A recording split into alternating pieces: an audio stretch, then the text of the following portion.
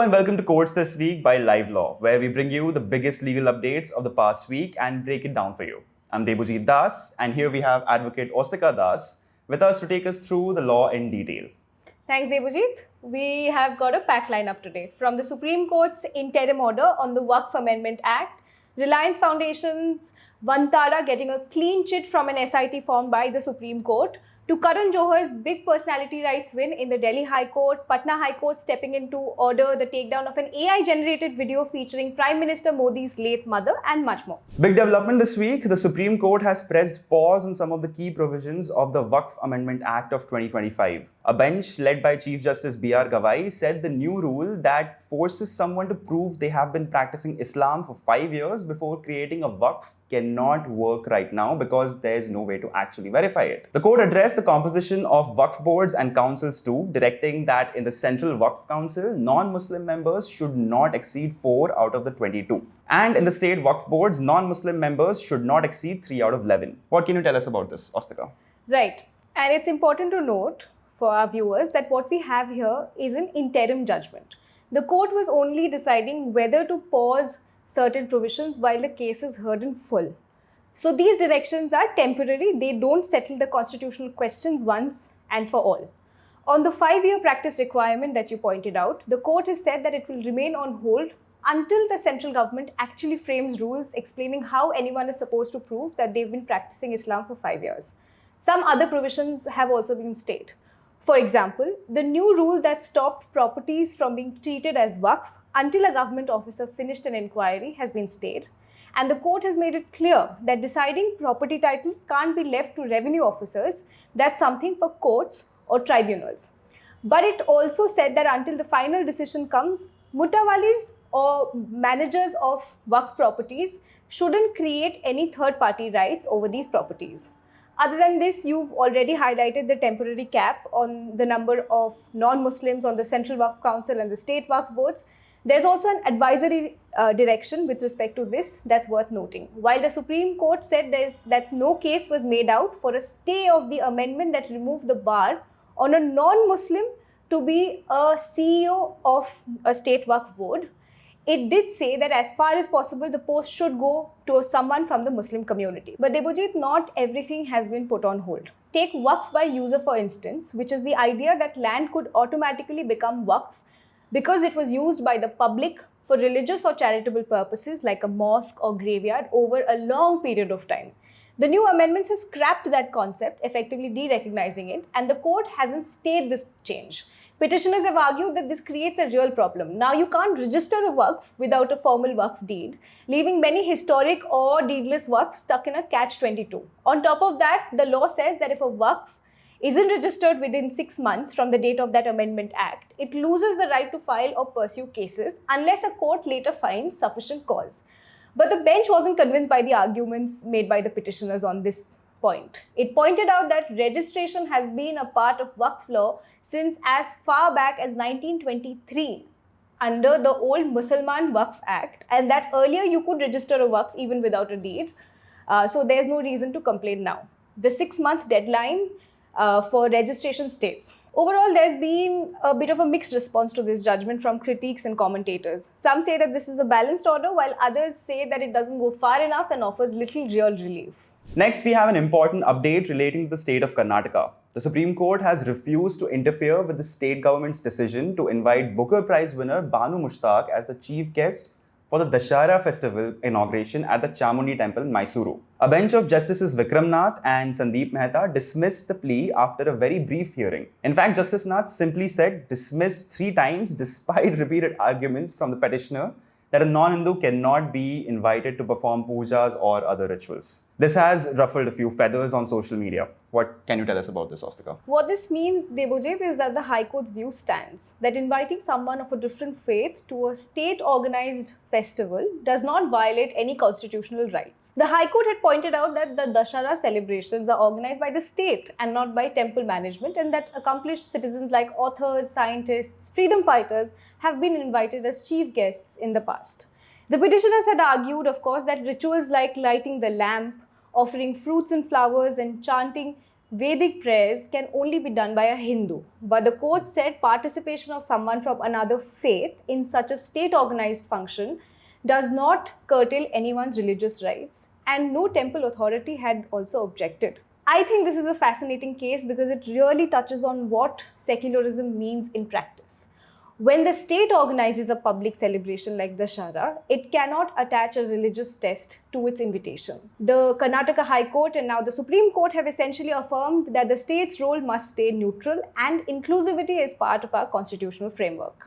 On this, I want to know what our viewers think. Tell us in the comments. We'd love to know your thoughts. In a major regulatory development, the Securities and Exchange Board of India gave a clean chit to Gautam Adani and several Adani Group companies in the Hindenburg research matter. SEBI held that the subject transactions did not qualify as related party transactions under the Listing Obligations and Disclosure Requirements, or LODR, of 2015. And therefore found no violations of those rules. The regulator concluded that the impugned dealings could not be classified as manipulative, fraudulent, or unfair trade practice because there was no evidence of siphoning off money or diversion of funds, and the money involved on top of that had been returned with interest before the investigation even began. SEBI also noted that the amendments to the LODR regulations, which expanded the definition of related party transactions, came into force by April 2023.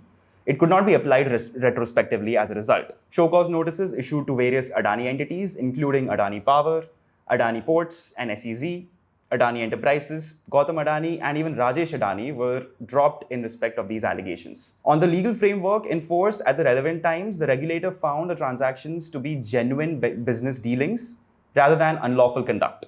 Another high-profile controversy here.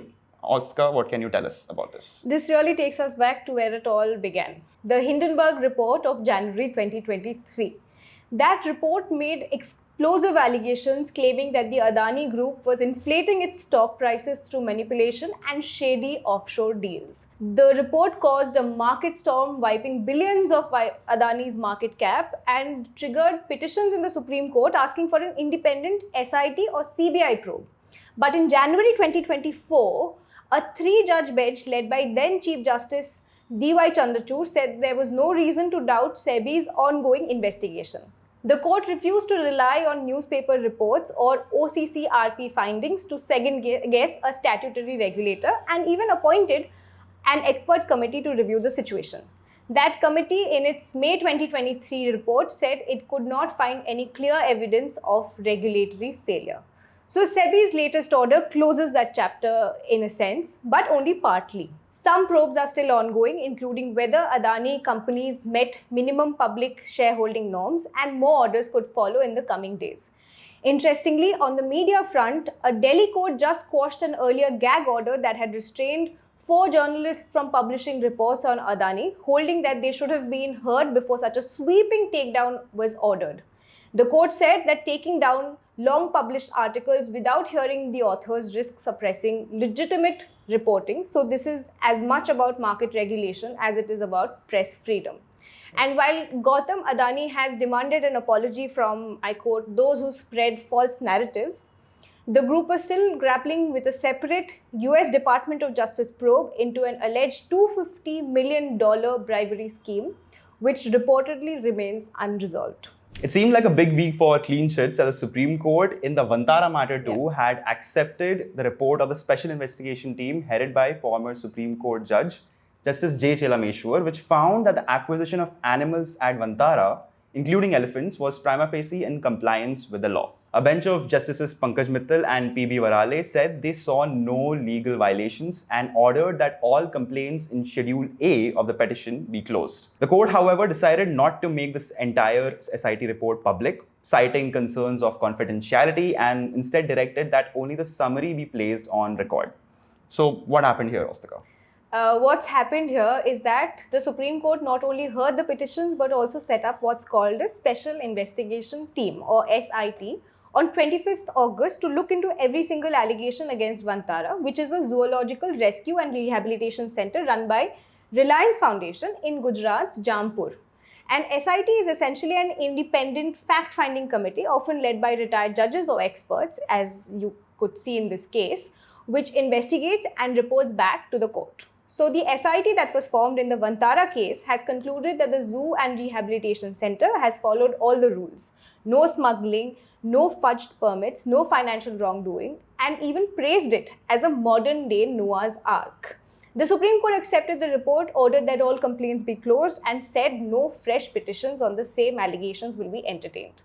But here's the catch that you identified. The full report has been kept sealed, and only a summary has been made public. That has raised some eyebrows. Critics say that the court could have redacted sensitive financial data and still released the rest of the report, especially since even the petitioner hasn't seen it, only Vantara has. There's also been some debate about the speed of the process because the entire case from the constitution of the SIT to the Supreme Court's final order was wrapped up in less than a month, which was unusually quick. There's one more part of the order that's worth talking about, which according to critics again, is very worrying. The court has said Vantara can take legal action including defamation or criminal complaints against those it believes spread misinformation. Courts have been told to deal with such cases on their own merits. Commentators say that arming Vantara with this kind of broad-based liberty could deter journalists, activists, or whistleblowers from speaking up, especially when the full SIT report isn't even public, making it unclear what counts as misinformation.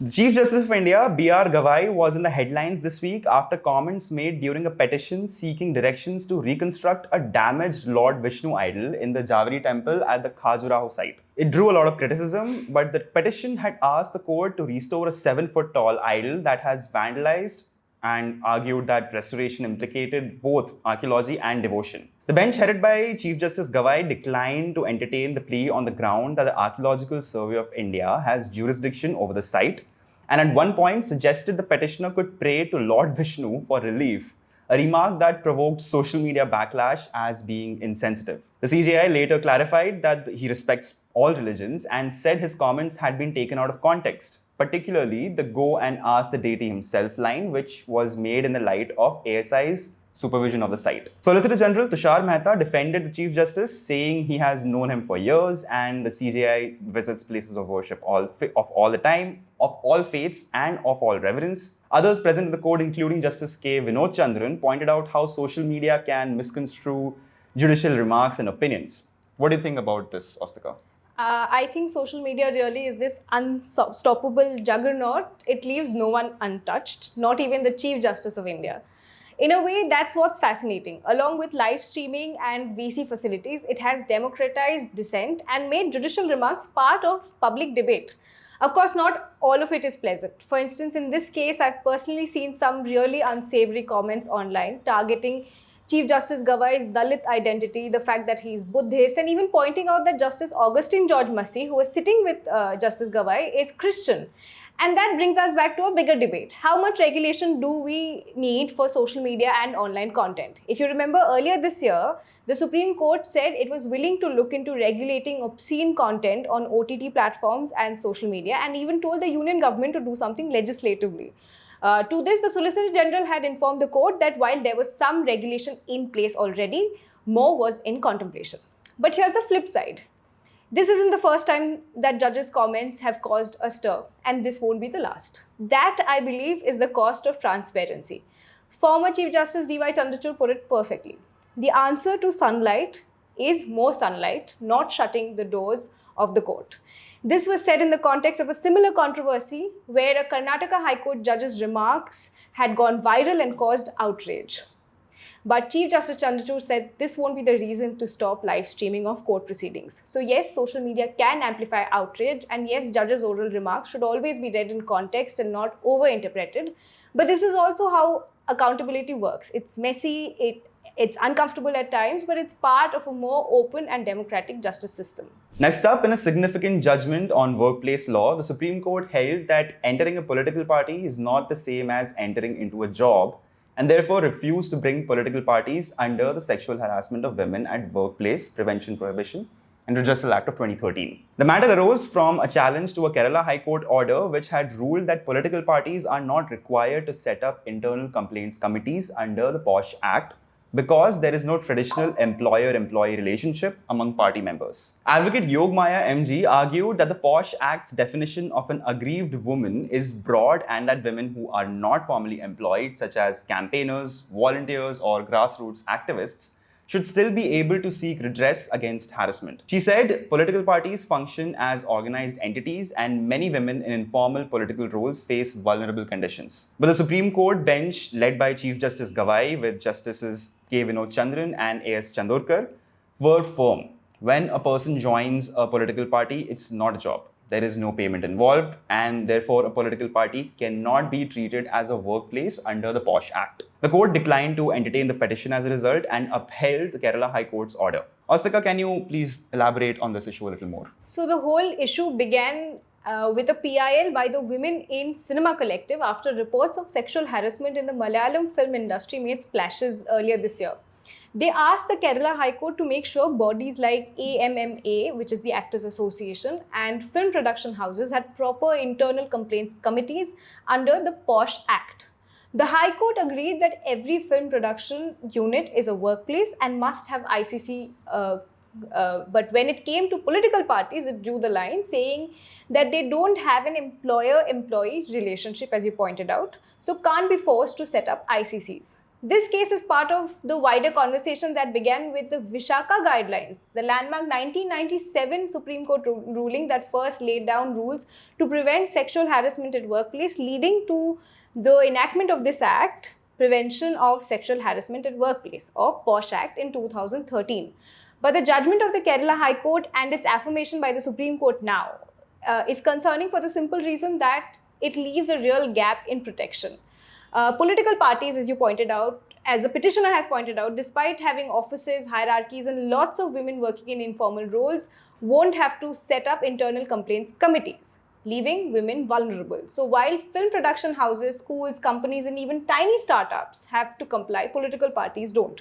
This might be legally correct given how the law is currently worded, but it does raise a policy question. Should Parliament step in and plug this gap so women in politics aren't left without a forum to complain? The week also saw fresh confrontation over anti-conversion laws. The Supreme Court has asked several states, including Uttar Pradesh, Madhya Pradesh, Himachal Pradesh, Uttarakhand, Chhattisgarh, Gujarat, Haryana, among a few, to respond within 4 weeks to applications seeking a stay on the laws regulating religious conversions. Petitioners contend that these laws have become increasingly draconian, pointing to an example to recent amendments in Uttar Pradesh that impose up to life imprisonment for unlawful religious conversion through marriage and include stringent bail conditions, also allowing third parties to file complaints. The bench of CJI Gawai and Justice Vinod Chandran said it would hear the matter in 6 weeks. Critics argue that such laws, despite being titled Freedom of Religion Acts, curtail liberties, particularly the freedom to choose one's faith to enter into an interfaith marriage. Seems like another important one for religious freedom in our country. What are your thoughts, Astika? This is such an important case because it goes right to the heart of what Article 25 of the Constitution actually protects. Article 25 guarantees the freedom to profess, practice, and propagate religion, and propagate has always been the flashpoint. In Stanislaus versus State of Madhya Pradesh back in 1977, the Supreme Court said that this right does not include a right to convert another person, only to spread your own faith. That interpretation has shaped the law for decades, and it's what these state freedom of religion acts are built on. But with recent amendments that you pointed out, like Uttar Pradesh's law allowing third-party complaints and even life imprisonment for unlawful conversion through marriage, critics say that these laws are more about policing choice than protecting freedom. Retired Supreme Court Judge Rohinton Nariman, while speaking at an event this week, suggested that Stanislaus be reconsidered, arguing that the word propagate should cover the right to persuade someone to change faith, so long as it's not by force or fraud. Supporters of this law, though, warn that broadening this right could invite misuse and fuel social tensions. So the legal controversy before the Supreme Court is really this. Are these laws protecting vulnerable people from forced conversions, or are they putting an unconstitutional burden on adults who simply want to choose their faith or marry across faiths? That's the big question the Supreme Court will have to grapple with in the coming hearings. Next, Supreme Court took a tough stand on stubble burning this week. Some might even call it harsh, saying warnings alone are not enough. A bench led by Chief Justice of India B.R. Gavai asked the centre if there are laws to criminalize stubble burning, noting that prosecuting even a few violators could act as a deterrent. The Additional Solicitor General said there are penal provisions against errant officers under the CAQM Act, but no specific penalties for farmers under the Environmental Protection Act. The Chief Justice of India said farmers are vital, but protecting the environment is equally important. And if the government does not act, the court might issue directions. What do you think, Ostika? Air pollution in Delhi has been one of the court's biggest headaches for years. Every October and November, when stubble burning peaks, the AQI shoots up in Delhi and the city turns into a veritable gas chamber. That's the backdrop to this hearing. The Supreme Court isn't saying arrest every farmer. Chief Justice Gavai clarified that penal action should be selective, just enough to send a message. Punjab has flagged that many farmers are smallholders living hand to mouth, and penalizing them could devastate their families, but others argue that some deterrence is needed to stop the problem from recurring every year. The court has now asked the centre to consult stakeholders and file a status report. So the big thing is to watch is whether we see a new penal provision or amendment, and how the law balances farmers' livelihoods with Delhi's right to breathe clean air. Celebrities have been more than proactive when it comes to their personality rights. As we saw this week, the Delhi High Court moved to protect filmmaker and producer Karan Johar's personality rights. Justice Manmeet Preetham Singh Arora passed an interim order after Johar filed a suit alleging that videos, memes, social media posts, and even merchandise were using his name, likeness, voice, the acronym KJO, or images without consent, including misuse through AI tools such as deepfakes and face morphing. On a prima facie assessment, the court found several posts to be unauthorized and not merely amusing but abusive, profane, and containing innuendos that could damage his goodwill and brand. As a result, it ordered such disparaging content to be taken down and restrained certain defendants from using Johar's name, image, voice, or persona for merchandise or commercial gain without permission. The order also covers websites using domain names, impersonating him, fake profiles, and platforms that posted or facilitated the infringing content. Intermediaries were directed to remove URLs and suspend domain, also punishing those misusing his identity. Ostika, what can you tell us about personality rights? So personality rights, simply put, are about the right to control how your name, face, voice, basically your entire public persona is used. They protect not just against financial exploitation like selling merchandise with a celebrity's image, but also against reputational harm. Think AI deepfakes, fake endorsements, or abusive content that can damage someone's dignity. Both of these you've pointed out. In India, there is no single statute for this. So courts have built these protections using constitutional principles like the right to privacy under Article 21, as well as copyright and trademark law. We've seen a whole wave of these cases over the last few years. Amitabh Bachchan, Anil Kapoor, Jackie Shroff, Aishwarya Rai Bachchan, and Abhishek Bachchan have all come to the Delhi High Court and have received similar protection.